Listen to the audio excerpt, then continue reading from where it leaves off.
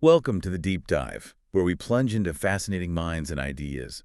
Today we're unearthing the profound and often unsettling thoughts of Blaise Pascal. Mm, Now, when you hear Pascal, your mind probably jumps to groundbreaking scientific discoveries, mathematics, physics, and you'd be right. yeah, that's the common picture. But what's truly captivating about Pascal is that this same brilliant mind was, well, profoundly obsessed with the very core of human nature, the existence of God, and the seemingly paradoxical aspects of belief. It's quite a combination. Our deep dive today takes us into his unfinished masterpiece, Pensées.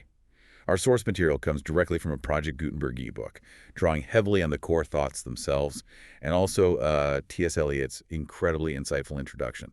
That really helps frame things. Right. And our mission today really is to distill some key insights into, human nature, the intricate roles of reason and faith, and the surprising complexities of belief, all seen through Pascal's unique, sometimes challenging lens. We'll explore what makes these fragments of thought so enduringly relevant, even centuries after they were penned. So, with that context set, let's dive deeper into Pascal himself. When we think of him, it's often just mathematicians or physicists. But Eliot's introduction hints at a much richer, more personal story behind the Pensées. What do we know about Pascal the man? Indeed. I mean, while Pascal's fame rests on his scientific work and the Pensées, Eliot's introduction shows this fascinating personal journey. For instance, the dramatic conversion we often hear about. It was actually more intensely applicable to his sisters, especially Jacqueline, who felt this strong religious calling. Pascal himself, surprisingly, was by no means disposed to renounce the world. Really? Yeah, Eliot points out that after his father died, he actually opposed Jacqueline taking vows at Port Royal on purely worldly ground. He was worried about the money, essentially. Wow. And he also wrote his famous provincial letters, which Eliot calls of capital importance in the foundation of French prose. But they weren't strictly theological pieces. Apparently, he needed help from the Port Royal fathers for the deep theology. They were more aimed at, the world in general. That's a fascinating contrast. Eliot notes Pascal as a man of the world among ascetics and an ascetic among men of the world. So what does this duality tell us about the perspective he brings to these huge philosophical and religious questions? Well, that dual nature is precisely what makes his insights so compelling, and I think still relevant for us today. He really bridges that intellectual rigor of a brilliant mind with the deeply human experience of doubt, of searching. Eliot actually connects Pascal's own doubts to Montaigne's, Oh, good. placing him in this noble and distinguished line of French moralist thinkers who were, uniquely honest in facing the donné of the actual world, the raw, often uncomfortable truths of being human. Eliot contrasts this with someone like Hobbes, who he found almost, primitive in his bluntness. It's this blend of the intellectual and the intensely personal that makes Pascal's reflections on human nature surprisingly relatable even now. Yeah, you can feel that tension. Okay, so Pascal dives deep into what it means to be human, and it's not always flattering, is it? Not at all. He has this famous observation about humanity's place between two extremes. Can you unpack that for us? Right. Pascal's view of us is, it's humbling, maybe even unsettling. He argues we exist in this kind of impossible middle ground, caught between what he calls two abysses of the infinite and nothing. Infinite and nothing. Wow. Yeah, think about it. A moment ago, we were nothing, sort of imperceptible, and soon we'll return to nothing. Yet, in our brief existence, we feel like a colossus compared to that absolute void. This intermediate state, as he calls it, means we can never have perfect knowledge or total ignorance. We're always kind of searching. It's a constant, maybe dizzying struggle, sailing within a vast sphere, he says, but never reaching a final shore. And this fundamental predicament, Pascal argues, is really at the core of all our anxiety and our constant searching. So we're stuck in the middle, always seeking, always limited. And it seems Pascal thought our imagination plays a huge and often deceitful role in this whole experience. How so? Oh, absolutely. Pascal calls imagination that deceitful part in man, that mistress of error and falsity. That's pretty strong language. Yeah, no kidding. He finds it most generally false, yet somehow it has the great gift of persuasion, even among the wisest folks. He sees it as this arrogant power, the enemy of reason, that has basically established in man a second nature. A second nature. Yeah, and what's particularly unsettling is that imagination, he says, fills her devotees with a satisfaction far more full and entire than does reason. It feels good, maybe, and reason itself often has been obliged to yield to it. Imagination can make reason believe, doubt, deny. It's this powerful force shaping our reality, often without us even realizing it. And this leads directly to his concept of diversion, our endless quest for distraction from confronting our true state. What exactly is Pascal getting at there? Exactly. Pascal really digs into diversion as the main way we, as humans, try to avoid thinking about our miserable and mortal condition and, the fact of our death. Yeah, the uncomfortable stuff. Right. He even notes that a king, with all his power and distractions, still needs diversion to avoid just reflecting on himself. And while diversion might screen us from the sight of death and calamities, it's ultimately a vain quest if we mistake it for true happiness. Hmm. Paradoxically, Pascal calls diversion the greatest of our miseries because it stops us from seeing our inherent wretchedness, our limits. Yeah. But it's also, he admits, the only thing which consoles us for our miseries. It's our escape hatch, from those uncomfortable truths about ourselves. That's an incredibly powerful concept, especially when you think about today.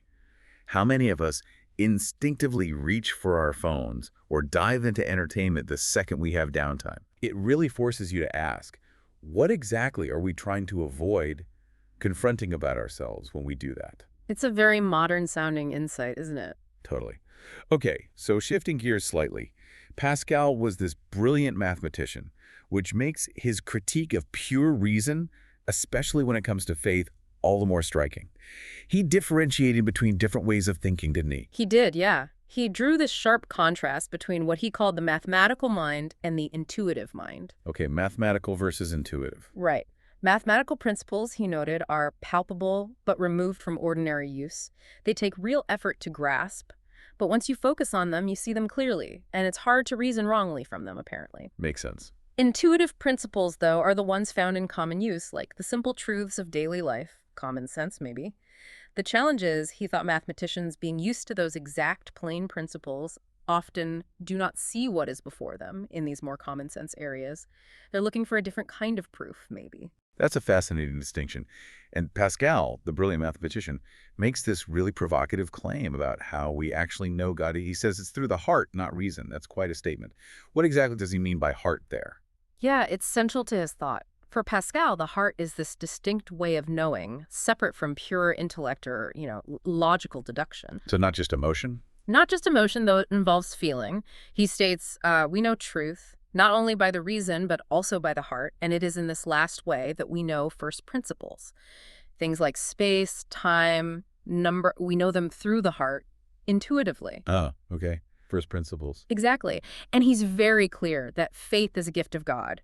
Do not believe that we said it was a gift of reasoning. He even notes how simple people often believe without reasoning because God imparts to them love of him and hatred of self. It's more like an internal, immediate conviction, a deep intuition, not a conclusion you arrive at step by step. So it's not about logical proof in the usual sense, but a different kind of conviction. Yeah. How does this connect to his ideas on custom and belief? They seem related. They connect directly, yeah. Pascal suggests that custom plays this really powerful role in forming belief. He argues that to truly sustain belief, it's not enough just to be convinced by reason. Why not? Because what he calls the automaton is inclined to believe the contrary. The automaton, what's that? By automaton, Pascal means our sort of automatic, habitual, almost instinctual sides, the part of us that just does things without deep thought, our habits, our bodies maybe. And that part is easily swayed by opposing ideas or just falls back into old ways. I see. So mind and body, almost. Kind of. He says both parts of us, the mind by reasons and this automaton by custom, must be made to believe. You need both the intellectual assent and the habitual practice. So he concludes, we must then put our faith in feeling, otherwise it will be always vacillating. Implying that feeling, or the heart, tied perhaps to custom and habit, can offer a more immediate and constant foundation for belief than just slow, deliberative reason alone. This perspective offers such a powerful lens for looking at our own convictions, doesn't it? It really challenges you to consider the interplay between intellect, intuition, and the powerful role of habit and emotion in what we believe. Definitely. It's complex. Okay, moving on. Pascal seemed to have a rather stark view of how societies operate, particularly around justice and might.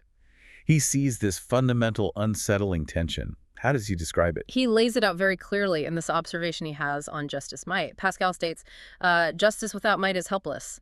Might without justice is tyrannical. Right, that makes sense. Powerless justice or unjust power. Exactly. That highlights the core problem. Then he posits that because justice is subject to dispute, we argue about what's fair, but might is easily recognized and not disputed.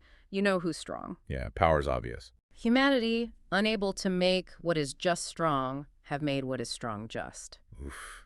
So instead of empowering justice, we just call whatever's powerful just. That's his argument, in essence, yeah.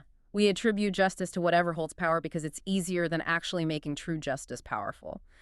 It's a cynical take, maybe, but perhaps a realistic observation on how societies often function. If we connect this to the bigger picture then, how does this seemingly cynical view of power and justice relate back to his earlier points about imagination and those cords that bind our respect for authority?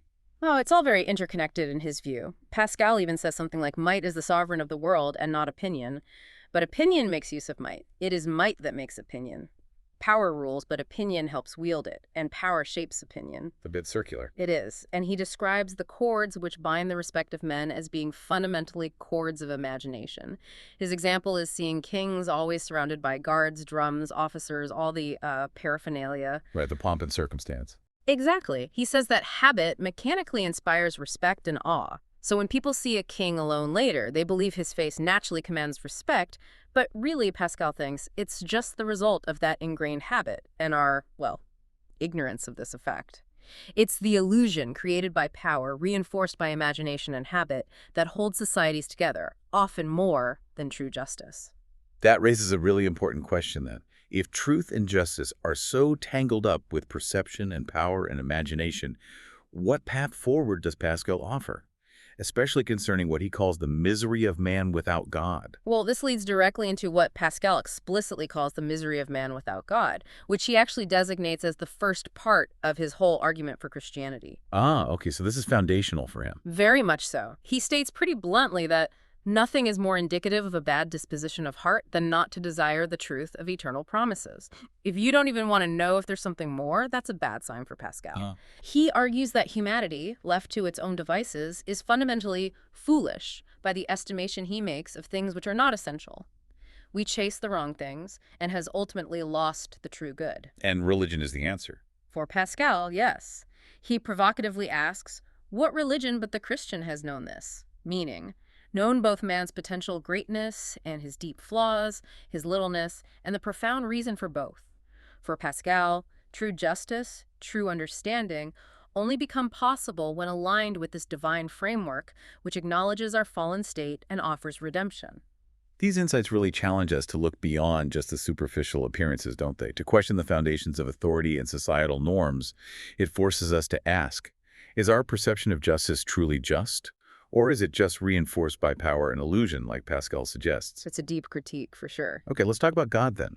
Pascal speaks of God as Deus absconditus, a hidden God. What does this mean for our understanding of faith, especially when the world seems full of contradictions? Right, Deus absconditus. For Pascal, this means God is infinitely incomprehensible because, unlike us, he has neither extension nor limits. He's fundamentally beyond our finite grasp. So not completely knowable through reason alone. Exactly. And Pascal asserts that God is deliberately partly hidden and partly revealed. Why? Because, he argues, it is equally dangerous to man to know God without knowing his own wretchedness, and to know his own wretchedness without knowing God. So it's a balance. And it's a careful balance, yeah. Full knowledge of God might lead to pride if we don't see our own flaws. Full knowledge of our flaws without God might lead to utter despair. This partial concealment, this hiddenness, prevents both extremes and, importantly, pushes humanity to actively seek God. So it's not about finding simple proofs in nature that everyone can clearly see and agree on. Not straightforward proofs, no. And this leads to his complex view of the prophecies and the, well, seemingly paradoxical role of the Jewish people in revealing this hidden truth. How does he tie that together? It sounds complicated. It is quite complex, and his views on this are definitely products of his time. But essentially, Pascal views the Jewish religion itself as wholly divine in its authority, its duration, its perpetuity, its morality, its doctrine, and its effects. He sees it as foundational. Okay. But crucially, he argues that understanding the prophecies in the Hebrew Bible requires recognizing they have two meanings. It's like a puzzle with an obvious literal layer, but also a deeper, figurative, or spiritual meaning hidden beneath. Two meanings, like symbols. Exactly. He gives examples like the Red Sea, an image of the redemption, or how the law itself was figurative. He even states that all that tends not to charity is figurative, meaning the true spiritual meaning always points towards God's love and a deeper understanding, which he saw fulfilled in Christ. That's a deep concept. But Pascal even suggests the Jewish people themselves, particularly their blindness as he saw it, and their dispersal, serve this profound, almost counterintuitive purpose in God's hidden plan. Can you explain that? That sounds controversial. It is, and we have to be careful here reporting his view. Pascal argues that the frightful darkness of the Jew, as he terms it, they're not recognizing Jesus as the Messiah, was actually foretold in their own scriptures. Okay. So it was predicted. According to Pascal, yes. And he makes this startling assertion. If the Jews had all been converted by Jesus Christ, we should have none but questionable witnesses. Why? Because it would look like collusion. Ah, I see the logic, sort of. And conversely, he says, if they had been entirely destroyed, we should have no witnesses at all. So their continued existence and paradoxically their adherence to a literal interpretation of prophecies, while missing the spiritual meaning, as Pascal saw it, actually serves as admirable witnesses of the truth of these prophecies. So their persistence, even in what he saw as blindness, confirms the plan. That's his argument. Their very presence and unique history, their wretchedness and blindness, as he interpreted it from the prophecies, become, for Pascal, proof of this hidden divine plan unfolding. It's a complex and certainly debatable theological argument. This whole idea of layered meaning and a hidden God definitely challenges us to look beyond the surface of things, doesn't it? Even in history and scripture. To consider how what seems like an obstacle or even a contradiction might, from a certain perspective, be seen as a profound revelation. It forces a different kind of interpretation, for sure. Well, our deep dive into Pascal's Pensées has really been a journey, hasn't it? Through some incredibly profound insights into the human condition. It really has. We've explored that intricate interplay of reason and the heart, the pervasive power of imagination and custom, and humanity's perpetual, often misguided search for happiness through, well, diversion. Mm-hmm. And we've also delved into his complex, sometimes paradoxical path to understanding God through faith and interpreted prophecy. And as we reflect on all this, maybe let's consider Pascal's famous line. Man is obviously made to think. It is his whole dignity and his whole merit, and his whole duty is to think as he ought. So, given all the paradoxes we've discussed, the deceptions of imagination he warns about, the hidden nature of truth and God, what then does thinking as he ought truly mean for each of us today? It's not straightforward. No, it really isn't. We've definitely only scratched the surface of these pensées. What stood out most to you in our deep dive today? It's certainly a lot to mull over. I think for me it raises this important question.